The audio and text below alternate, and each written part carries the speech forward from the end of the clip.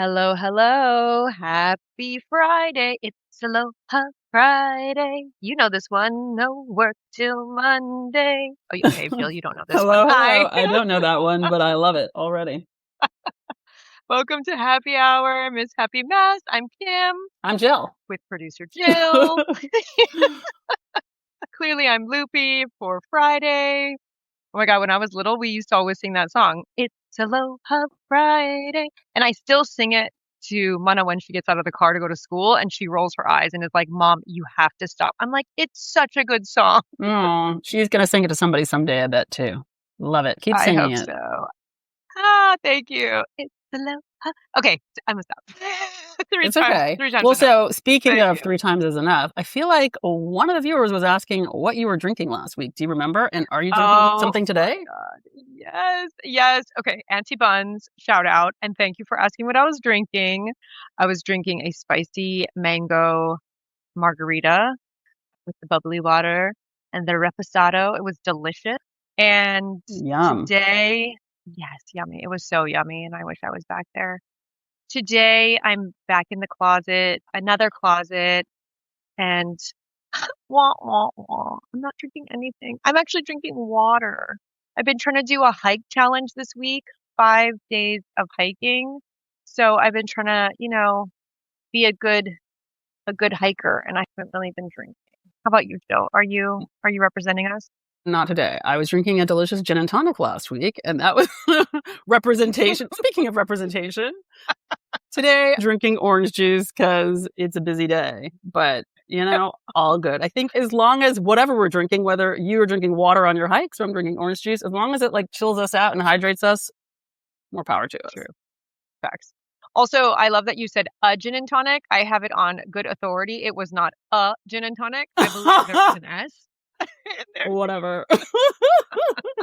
I believe it was a weekend of gin and tonics. They were delicious.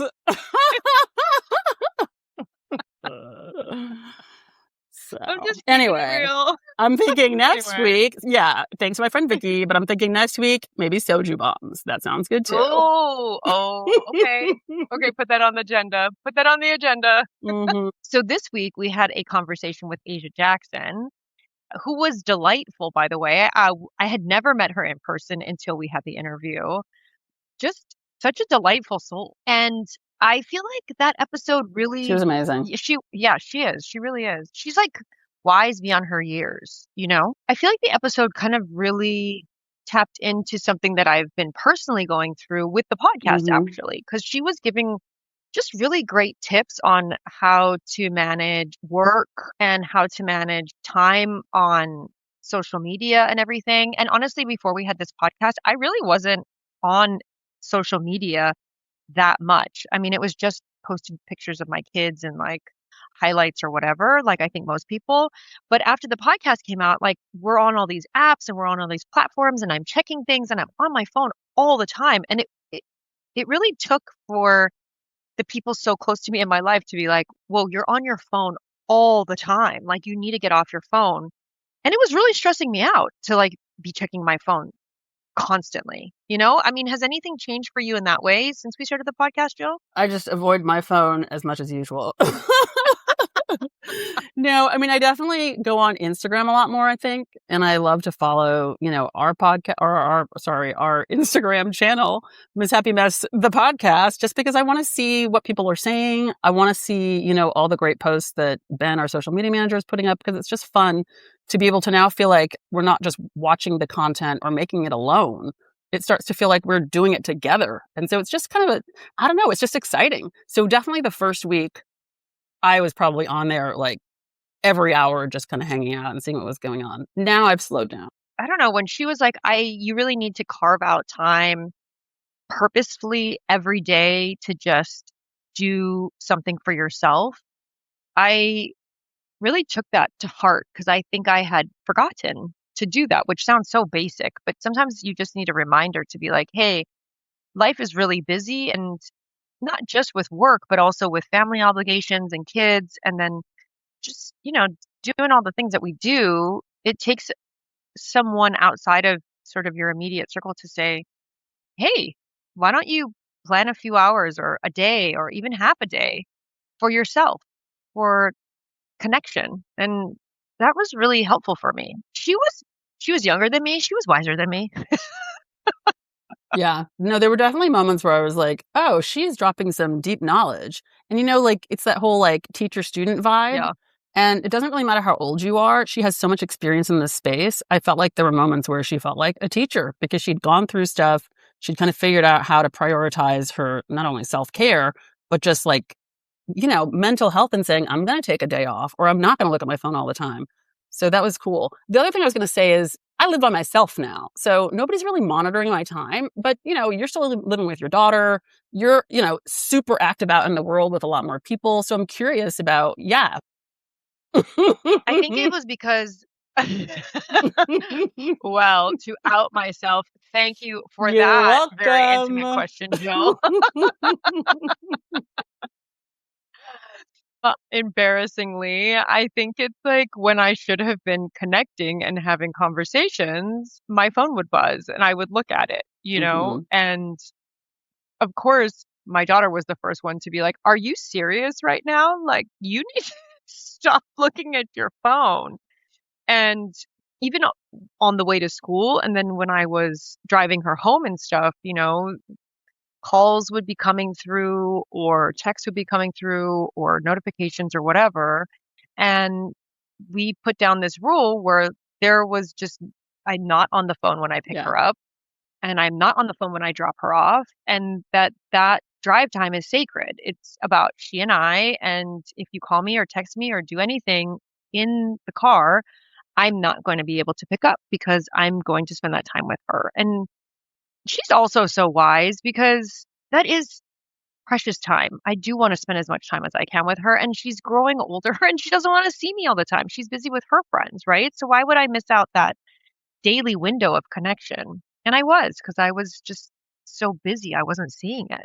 Totally. And shout out to Mana for student becoming I the know. teacher again. 12-year-old giving wisdom. Seriously. And I want to say, just in your defense, it's not like you were always just looking at your phone to like just be on it.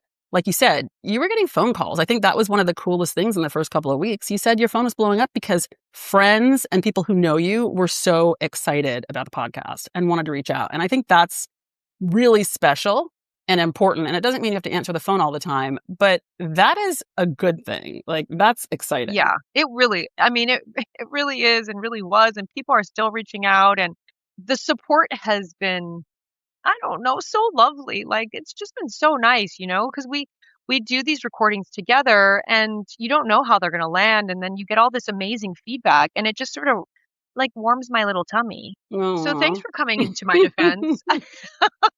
You're welcome. I know. It's like, pros and cons, She good asked and bad. Jill asked the hard questions, makes me answer the hard questions, and then she supports me. Exactly.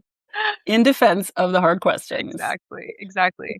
But I mean, also too, speaking to anybody who works at home or, works for themselves, you understand it can be blurry in terms of your personal life and then your work life because there's no set schedule. You're not actually driving somewhere where you can be like, okay, now I'm out of home mode and I'm into office mode. And then I leave the office and I go back into home mode. Like I feel like the things are very blurred because I work out of my home. So there needs to be some set boundaries. Otherwise, one is always suffering for the other. And that's kind of been a process of learning, especially with the podcast. I don't know if Totally. that's happened Yeah. for you I mean, I too. feel that Yeah. too. I mean, I think that was one of the things that Asia brought up that I love the way she said it too. It was something just about learning to separate your personal life from your work life. And when you have like a job where you're going to an office, like I did for the majority of my career, it's very easy to do that because at the office, it's your work life. And as soon as you get home, you're like, I'm not doing any homework. I'm hanging out with my family. Yeah. But when you're working at home, like a lot of people started to do during COVID and a lot of people continue to do, and when you're working at home because either you have your own business or because you have multiple side hustles, suddenly it's like, the dining room table is where I work, the bedroom is where I work sometimes. Sometimes I work in the backyard. Mhm. And it's confusing and exhausting because there is no clear cutoff time just from the external world. So I have to decide myself, I'm tired, or I just deserve to hang out and have a good time now. I've worked hard all day. I feel good about myself. I think what I'm learning is I have to validate myself and say, good job, Jill. You did enough. Yeah. Now just relax. I love that. And good job, Jill. You always do Thank enough. you. I know, I get that. And Good job, thank Kim. you. You And too. good job, you guys out there. You did enough too. Because isn't Yeah. that the truth? It's usually not that we're not doing enough. It's when it's time to shut it down, you know? And when I do shut it down and I'm at Yes. home and I'm working from home, I feel guilty. I'll feel guilty to shut it down because there's more to be done because it's not finished. But then consciously this past week, I've been like, girl, it's never going to be finished. There's always going to be something. So you have to be able to shut it down to truly relax and not feel guilty. Exactly. I feel like the feeling that I'm learning about during this podcast, what did you say? You have to pee? No, I said and not feel guilty. Oh, okay. Because we are allowed potty breaks on this podcast, which is very exciting because we're the bosses. You're hilarious. I think the thing that I love the most about doing this podcast together is we're the bosses. Yeah. We decide who we want to talk to. We decide what's important to you, Kim. We decide what we think our audience wants to hear about. We try to listen to them. We decide what guests to have on, and we decide our hours. Yeah. And both of us work our booties off, as you like to say. And we've gotten to points where I've been on a plane and I'm like, Kim, if you send me one more note on this plane, I'm going to get stressed out today. And I know we're shooting in 6 hours as soon as we land. But so it's also this huge opportunity to not treat ourselves the way, somebody might treat us in an office who doesn't know how hard we're already working or who doesn't know maybe we need to do something to help our daughter today, Yeah. So it's really interesting to be the boss of ourselves. It's not this automatic thing. Yeah. Yeah. And I love it because both Jill and I love to travel and we have different interests, like special interests that are just for us, right? And I love that we can work and work and work and then be like, and now Jill's going on a meditation retreat and she can't speak for 4 days. Exactly. Do you know what I mean? It's just like great to be able like, okay, Yeah. that's it. That's life. Because that's why we're doing this, so that we can have the full life that we want, right? Exactly. Yeah. And I love that you'll be like, hey, we just worked 2 weeks straight. We just produced 4 episodes. We have been killing it. And tomorrow, Mana wants to go to Disneyland. Yeah. So I have the day off. And I'm like, but it's Thursday. You're like, yeah, damn right it is. Do so.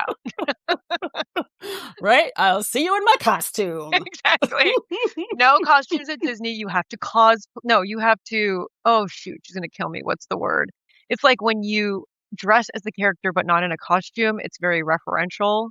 Anyways, you know the word. I don't know the word. I don't know what that's called. It's not like cosplay. No, it's not. It's not LARPing. I don't know. No, it's not LARPing. Oh, I'm so impressed you know the word LARPing.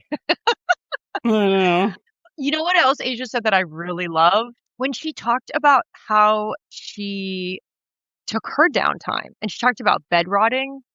And then she was like, she doesn't actually feel rejuvenated from bed rotting. Mm-hmm. But when she does feel rejuvenated, it's because she took herself out to a cafe and had a coffee. And then she walked back and then she colored in a coloring book. I love and then that. she did some video games. Yeah. Like all of the stuff that she loves to do, that was her time down, not just like rotting on a couch or binge watching, which really, really resonated for me because I'm like, I'm so exhausted. I'm just going to watch whatever. And then I'm like, I'm still exhausted. But I'm on a dodgeball league. I love playing dodgeball. And I swear when I go, that is so regenerative. Like I feel renewed by the time I leave. Yeah. I actually love that she called it rotting on the couch because I'd never heard that expression before. So it was really funny to me. But I know when I'm doing that, if I'm just laying around, sometimes my mind will keep racing and I won't be any less stressed, even though it's a day off. Yeah. So to your point, it's great to be like, oh yeah, like if my daughter comes home, she'll be like, I want to make a cake today. Doing anything new, whether it's an art project or making something or hanging out with friends, or for me, like you said, going to a meditation retreat or going to visit a friend in San Francisco. It doesn't have to cost money. It's just literally doing something new and it's getting new creative energy and it's just feeling more alive again. So then when we come back to work, I have a billion more ideas and I feel more relaxed and I feel happier. So I love that. And it's That true. was really It's because good. your mind is a bit taken care of, but it's like taken care of in a lovely way. You're figuring out how to make a cake or, you're gardening or going to an exercise class or Totally. whatever it is that like makes your mind feel taken care of and then your body's sort of moving. So it really relaxes. Whereas that bed rotting, which the kids, that's what the kids say, Joe. It's I know. I feel so old, but I said I never heard that before. Edit that out. nope. Just kidding. I am who I am. We're I am a mom. Okay. we're I'm not a keeping kid. keeping the P segment and we're keeping the Jill doesn't know what bed rotting is segment. So what do we got for next week, Joe? Well, so next week we have Stephen Yim, who is a Honolulu-based estate planner coming on the show to talk about what we like to call how to avoid fighting at the funeral, which I know sounds dark, but it's actually a really important, deep topic. Kim, do you want to talk a little about how we kind of came up with the idea that we should be talking about estate planning in our lives and with people we love? Yeah. I mean, I had to deal with the idea of estate planning with my grandmother. You know, I just in full transparency, we're not a wealthy family, but my grandmother had a house and she was trying to figure out how to divide everything evenly and how to be fair. And there was a lot of turmoil around it. And it was a really, really hard time. And it was hard when she was alive, but then when she passed away, and then, I was in charge of taking care of the estate. That was also a really, really hard time in my family's history.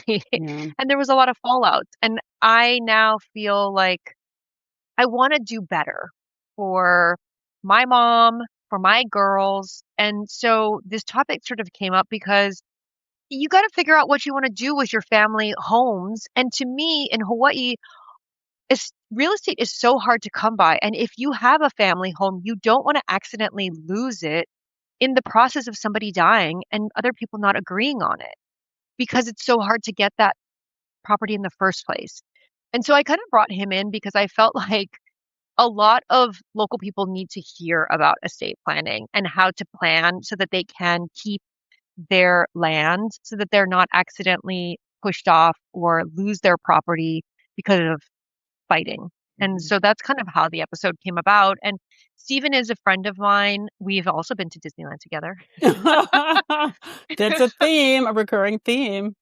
Yeah, I know. And he's really well respected in the community. He's a fabulous guy. And I just thought he would be the right person to kind of guide us through because he doesn't look at this as a series of documents, as he says. He really looks at it in terms of relationships and family. And I think that's the right place to come Yeah. from when you're dealing with like death and money, like ick, Yeah. yuck, Yeah. It's a really good conversation. I can't wait for everybody to hear it next week. And the best thing about him is at the end, he even gives tips about how to find the right estate planner for you to work with. Obviously, he's based in Honolulu. Wherever you are, you need to find somebody near you. But he is so helpful. So it's going to be great. He's got such a good vibe too. Mm-hmm. So excited for that. Jill, have a great weekend. Thank you. Wherever you are. Thanks. We're not. Crosstown, that's where I am. I'm in crosstown traffic. Okay.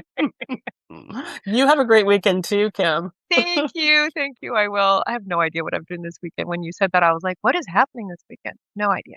Have a great weekend, everybody. Thank you so much again for listening. Please, hey, if you're listening and you haven't subscribed, wherever you listen to your podcast, take a second and hit the subscription button. It's really, really helpful for us. And then you'll get alerted when we drop new episodes. So we love having you here. Please come back. Take care, everybody. Have a really nice weekend. Ahui ho.